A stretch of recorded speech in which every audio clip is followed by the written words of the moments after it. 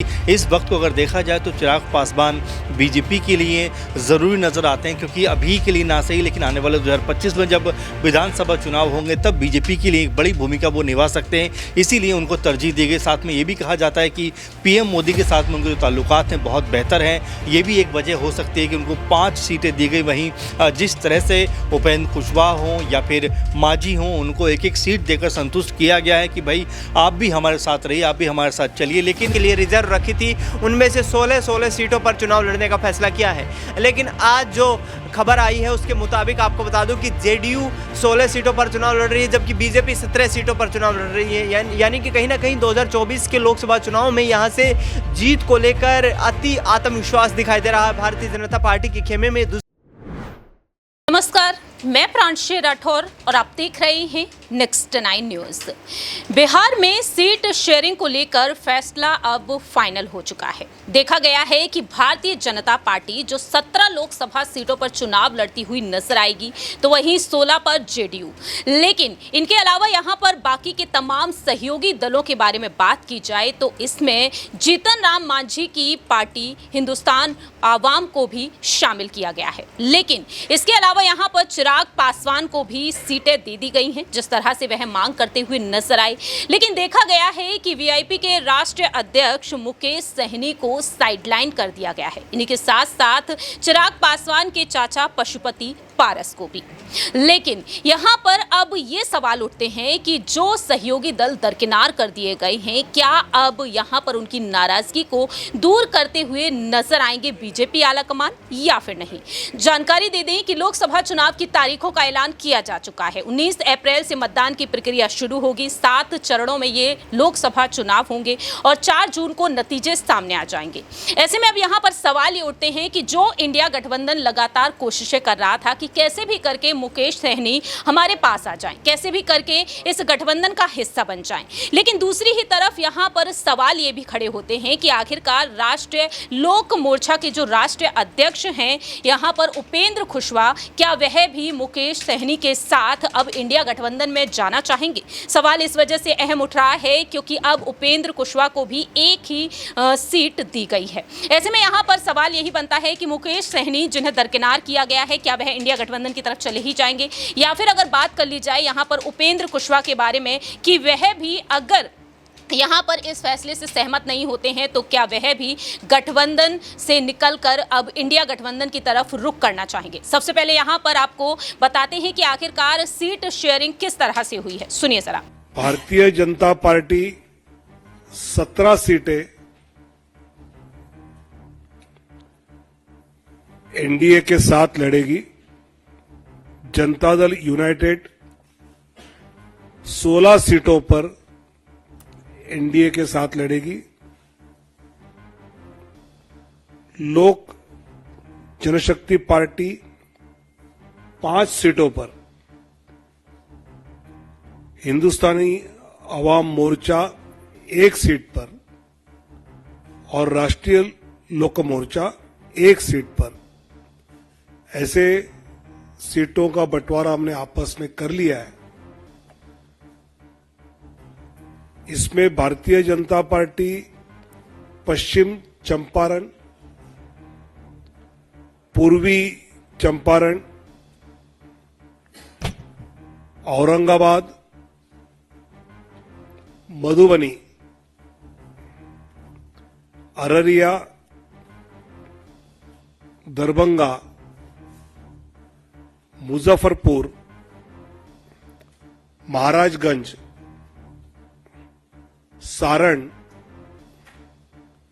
उजियारपुर, बेगूसराय, नवादा, पटना साहिब, पाटलिपुत्र, आरा, बक्सर और सासाराम 17 सीटें। जनता दल यूनाइटेड वाल्मीकि नगर, सीतामढ़ी, झंझारपुर, सुपौल, किशनगंज, कटिहार, पूर्णिया, मधेपुरा, गोपालगंज, सिवान, भागलपुर, बांका, मुंगेर, नालंदा, जहानाबाद और शिवहर। लोक जनशक्ति पार्टी वैशाली, हाजीपुर, समस्तीपुर, खगड़िया और जमुई। हिंदुस्तानी अवाम मोर्चा गया और राष्ट्रीय लोक मोर्चा काराकाट। अभी फिलहाल देखा जाए जिस तरह से बिहार की सियासत में सीट शेयरिंग को लेकर बीते लंबे वक्त से सियासी सरगर्मियां तेज होती हुई नजर आई थी, तो वहीं अब भी कुछ हलचल कम नहीं हुई है। अब यहां पर क्या वाकई में मौके का पूरा फायदा उठाते हुए नजर आएंगे राजद नेता तेजस्वी यादव, क्योंकि साफ तौर पर यहां पर ऑफर दिए जा रहे हैं उपेंद्र कुशवाहा को और मुकेश सहनी को। सबसे पहले यहां पर मुकेश सहनी का वो बयान सुना देते हैं कि आखिरकार वह क्या कुछ कहते हुए नजर आए। तो उनका कहना यह रहा था कि 2 दिन के अंदर वह अपना अहम फैसला सुना देंगे। दिल्ली के चक्कर वह बार काट रहे थे, जिस तरह से बैठकों में वह शामिल हो रहे थे, लेकिन कहीं ना कहीं उम्मीदें ये थी कि उन्हें सीट मिल ही जाएगी। लेकिन उनका कहना यह था कि निषादों के आरक्षण पर अगर फैसला नहीं आता है तो महागठबंधन से उन्हें कोई परहेज नहीं है, वह किसी भी गठबंधन की तरफ रुख कर। देखिए, दिल्ली जाना आना हमेशा लगा रहता है। चुनाव का समय है, आने वाले शीघ्र ही बहुत जल्दी हमारी पार्टी क्या सोच रही है, क्या करेगी 2024 के चुनाव में शीघ्र ही निर्णय ले लेंगे। एनडीए से बात बनी सर सीट शेयरिंग देखिए, को लेकर कोई भी ये करना, आप लोग पूरा जान लीजिए कि मेरी पार्टी का एक उद्देश्य है निषाद समाज को आरक्षण दिलाना, और आरक्षण के बगैर किसी भी गठबंधन से कोई भी समझौता नहीं होगा। तो इसलिए आने वाले समय आप देख लीजिए, जब तक आरक्षण पर ठोस निर्णय नहीं होगा तब तक किसी से भी कोई समझौता नहीं करेगा। सीट रहा कम ज़्यादा आगे पीछे ये सब ठीक है, अपनी जगह है, लेकिन जब जो हमारे उद्देश्य है पार्टी का, वो उद्देश्य जब तक पूरा नहीं होगा तब तक कोई निर्णय नहीं। बहुत जल्दी हो जाएगा, बहुत जल्दी, कल से तो परसों आखिर सर मुकेश सहनी महागठबंधन की ओर जाएंगे क्या? जो भी जानकारी होगा 2 रोज के अंदर मिलता है। सर, पशुपति पारस आज प्रेस कॉन्फ्रेंस करके कह रहे हैं कि हमने बहुत इनोसेंट भाव से, मतलब पूरा लगन के साथ उनके साथ था, लेकिन मेरे साथ भेदभाव किया गया, इस तरह की उम्मीद नहीं थी। तो भारतीय जनता पार्टी किसके साथ अच्छा करते हैं? देश में इतिहास गवाह है, हमेशा हर किसी के साथ उन्होंने कहीं ना कहीं छल करने का काम करते हैं। तो निश्चित तौर पे जो भारतीय जनता पार्टी की, वो कोई नया काम तो नहीं किए। करीब 1.5 महीने के बाद आज मंत्रिमंडल का विस्तार हुआ है, क्या कहेंगे? जितने भी मंत्रिमंडल तो यहाँ पर सवाल लेना चाहेंगे सबसे पहले अमन जी से कि आखिरकार मुकेश सहनी, जिन्हें अब पूरी तरीके से दरकिनार कर दिया गया है, उन्हें एक भी सीट अब यहाँ पर नहीं दी गई है, आखिरकार आने वाले वक्त में क्या मुकेश सहनी वाकई में अब इंडिया गठबंधन की तरफ जाते हुए नजर आएंगे? देखिए, जाहिर सी बात है, ज़रूरी और ज़रूरत 2 चीज़ें हैं। यहाँ पर कौन ज़रूरी है उसको अपने साथ रखेंगे, और क्या वो ज़रूरत हमारी समय होने वाला है या आने वाले वक्त में होने वाला है, इसको लेकर पार्टियां फैसला करती हैं। क्योंकि इस वक्त को अगर देखा जाए तो चिराग पासवान बीजेपी के लिए ज़रूरी नज़र आते हैं, क्योंकि अभी के लिए ना सही, लेकिन आने वाले 2025 में जब विधानसभा चुनाव होंगे तब बीजेपी के लिए एक बड़ी भूमिका वो निभा सकते हैं, इसीलिए उनको तरजीह दी गई। साथ में ये भी कहा जाता है कि पीएम मोदी के साथ में उनके जो ताल्लुकात हैं बहुत बेहतर हैं, ये भी एक वजह हो सकती है कि उनको 5 सीटें दी गई। वहीं जिस तरह से उपेंद्र कुशवाहा हों या फिर मांझी हों, उनको एक एक सीट देकर संतुष्ट किया गया है कि भाई आप भी हमारे साथ रहिए, आप भी हमारे साथ चलिए। लेकिन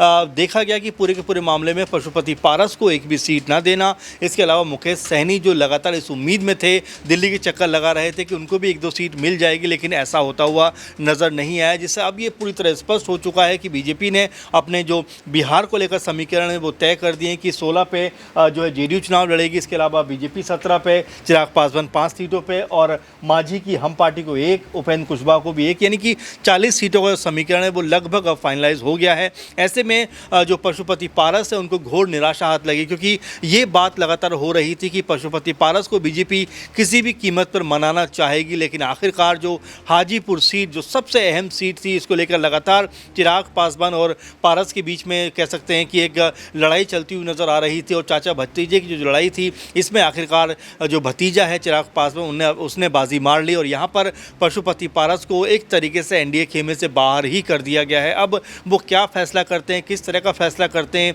इस पर सबकी निगाहें लगी हुई, क्योंकि जैसा आपने भी कहा कि वीडियो के जरिए दिखाया कि उन्होंने फैसला कर लिया है कि अगर बीजेपी ने उनको तरजीह नहीं दी तो वो एक कह सकते हैं कि यहाँ से कोई बड़ा फैसला करते हुए नजर आ सकते हैं, इंडिया गठबंधन में भी जा सकते हैं। जी देखिए, जिस तरह से पशुपति पारस को निकलकर जो बातें निकलकर सामने आ रही थी, उसमें हमने देखा कि चिराग पासवान बड़ी बड़ी मांगे रख रहे थे।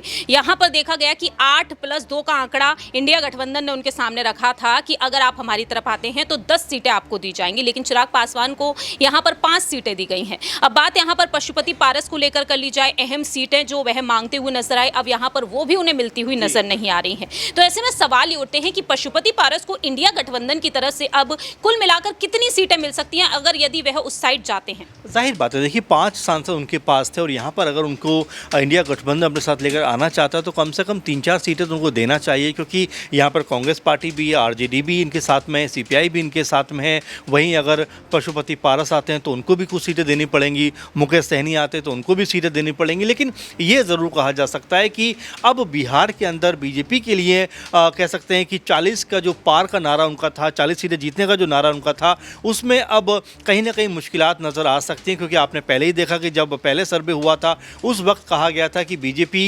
तमाम कोशिशों के बावजूद भी 30 से 32 सीटें वहाँ पर जीतती हुई नज़र आएगी और 6 से 8 सीटें जो इंडिया गठबंधन उसे खाते में दिखाई पड़ेंगी, जाते हुए नज़र आएंगी। लेकिन अब जबकि मुकेश सहनी इधर आ जाते हैं, पशुपति पारस इधर आ जाते हैं, तो ये जो आंकड़ा है बढ़कर 10 से 15 के आसपास हो सकता है। अब ऐसे में बीजेपी को कितनी सीटें मिलेंगी, जेडीयू को कितनी सीटें मिलेंगी, इसको लेकर लगातार आपस में कह सकते हैं कि अब एक दूसरी लड़ाई चलती हुई नजर आई, क्योंकि जेडीयू से चिराग पासवान पहले ही खफा थे, तमाम सारी बातें कह चुके थे। तो अब यहाँ पर जो तालमेल है, मुझे लगता है प्रांशु जी कि अब मुश्किल होगा बीजेपी को संभालना, क्योंकि दोनों जो उनके कह सकते हैं कि पक्ष हैं, यानी कि अगर जेडीयू की बात करें और साथ में चिराग पासवान की बात करें, दोनों के बीच में आपस में बिल्कुल भी नहीं बनती है। अगर कोई बात आगे पीछे हुई तो दोनों ही दल छोड़ने में देर नहीं लगाएंगे। वाकई कहीं ना कहीं आने वाले समय में अब जो खेल करते हुए नजर आ सकते हैं, पलटी मारते हुए यहाँ पर देखे जा सकते हैं मुकेश सहनी और साथ ही साथ उपेंद्र कुशवाहा, तो वहीं यहाँ पर पशुपति पारस भी। अगला सवाल यहाँ पर दिनेश से लेना चाहेंगे। बिहार में जिस तरीके से नीतीश कुमार ने एक बार फिर से बीजेपी का हाथ थाम लिया, बीजेपी के साथ गठबंधन वह कर चुके हैं, तो क्या यही माना जाए कि नीतीश कुमार के चलते बाकी के सहयोगी दलों की मुश्किलें इस कदर तक बढ़ गई हैं कि उन्हें यहाँ पर सीट तक नहीं मिल रही हैं? देखिए, जिस तरीके से लगातार पिछले कई दिनों से ये चर्चाएं थी कि आखिरकार सीट शेयरिंग को लेकर किस तरीके से भारतीय जनता पार्टी और यहाँ पर तमाम सहयोगी दल सहमत होंगे, क्योंकि जेडीयू ने कहीं ना कहीं ये स्पष्ट कर दिया था कि यहाँ पर 16 से 17 सीटों पर हम चुनाव लड़ेंगे। लेकिन प्रांशी, पिछले दिनों जिस तरीके से जो खबरें सामने आई कि भारतीय जनता पार्टी ने जो 17 सीटों पर जेडीयू और बीजेपी के लिए रिजर्व रखी थी, उनमें से 16 सीटों पर चुनाव लड़ने का फैसला किया है। लेकिन आज जो खबर आई है उसके मुताबिक आपको बता दूं कि जेडीयू 16 सीटों पर चुनाव लड़ रही है, जबकि बीजेपी 17 सीटों पर चुनाव लड़ रही है। यानी कि कहीं ना कहीं 2024 के लोकसभा चुनाव में यहां से जीत को लेकर अति आत्मविश्वास दिखाई दे रहा है भारतीय जनता पार्टी के खेमे में। दूसरी तरफ बात करें पशुपति पारस की, आपने जिक्र किया कि पशुपति पारस जिनके पास 6 सांसद थे, एक चिराग पासवान अलग हो गए थे, 5 सांसद वर्तमान में थे। लेकिन ऐसे में परिवार की तरफ से एक जो एकजुटता का माहौल बनाने की कोशिश की गई यहाँ पर भारतीय जनता पार्टी की तरफ से, लेकिन पशुपति पारस ने कहा कि हम अलग अलग चुनाव लड़ेंगे। ऐसे में कहीं ना कहीं सीट शेयरिंग को लेकर यहाँ पर भारतीय जनता पार्टी और एनडीए से गड़बड़ी हुई है और यहाँ पर इसका खामियाजा भुगतना पड़ सकता है।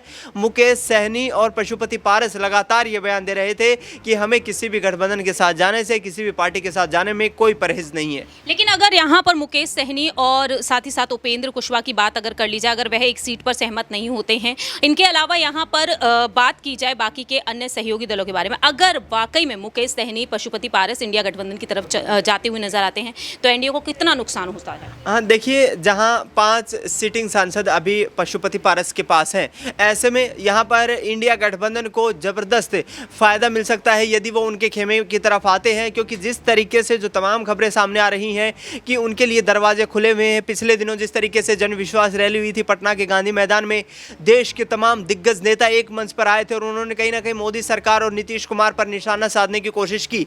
ऐसे में बिहार में अब कहीं ना कहीं आगामी वक्त में यदि कोई टूट फूट होती है सरकार में, तो इसका फ़ायदा जरूर इंडिया गठबंधन को मिलेगा और मुझे लगता है कि अब की बार लड़ाई जो है वो बराबर की कांटे का टक्कर दिखाई दे रही है। वाकई अब आने वाले समय में यही देखना होगा कि आखिरकार किस तरह से यहाँ पर एनडीए बाकी के सहयोगी दलों को साथ लेकर चल पाएगी, क्योंकि जिस तरह से सीटों का बंटवारा किया गया है उसके बाद से अब यहाँ पर सवाल यही उठते हैं, क्या वाकई में मुकेश सहनी अब इंडिया गठबंधन की तरफ जाते हुए नजर आ सकते हैं या फिर नहीं। फिलहाल यहाँ पर आपको एक बयान सुना देते हैं विजय सिन्हा का, जब उनसे उपेंद्र कुशवाहा को लेकर सवाल पूछा गया तो वह क्या कुछ कहते हुए नजर आए, देखिए जरा। आपके विधायक हैक हुए पर मेरे तो चाचा कोई हैक कर लिया है। गारंटी मांग रहे थे तेजस्वी यादव। जनता का जनादेश एनडीए के साथ मिला था, चचा भतीजा जनता के जनादेश में साथ क्यों नहीं थे? जनता का जनादेश एनडीए को मिला था, पिछले दरवाजे से आकर के सत्ता में भागीदारी करने की जो मानसिकता थी, फिर जनता के दबाव में चचा ने नकार दिया। आज फिर एनडीए की सरकार है, बिहार के अंदर जनादेश के अनुसार सरकार है। आपके सहयोगी जो हैं वो लगातार नाराज दिख रहे हैं, कैसे देख रहे हैं? महागठबंधन से ऑफर आ रहा है। कोई एनडीए में नाराज नहीं है, सभी को देश के प्रधानमंत्री नरेंद्र मोदी जी पर विश्वास है और देश के प्रधानमंत्री नरेंद्र मोदी जी के नेतृत्व में चुनाव लड़ने वाले अपने को गौरवान्वित महसूस करते हैं, क्योंकि एक नए राष्ट्रवाद की ओर उपेंद्र कुशवाहा की नाराजगी को लेकर विजय सिन्हा साफ तौर पर कहते हुए नजर आए हैं कि यहां पर कोई भी नाराजगी नहीं है, लेकिन अब यहां पर नाराजगी जग जाहिर होती हुई नजर आ रही है। तो देखना होगा कि मुकेश सहनी, उपेंद्र कुशवाहा और पशुपति पारस क्या वाकई में एक बेहद बड़ा खेल करते हुए अब आने वाले समय में नजर आ सकते हैं। क्या वाकई में इंडिया गठबंधन कुछ इस तरह का ऑफर देगी कि वह स्वीकार कर ले और एनडीए को झटका लगते हुए नजर आ सकता है। फिलहाल इस खास प्रोग्राम में इतना ही। बाकी की तमाम अपडेट्स के लिए आप देखते रहिए नेक्स्ट 9 न्यूज।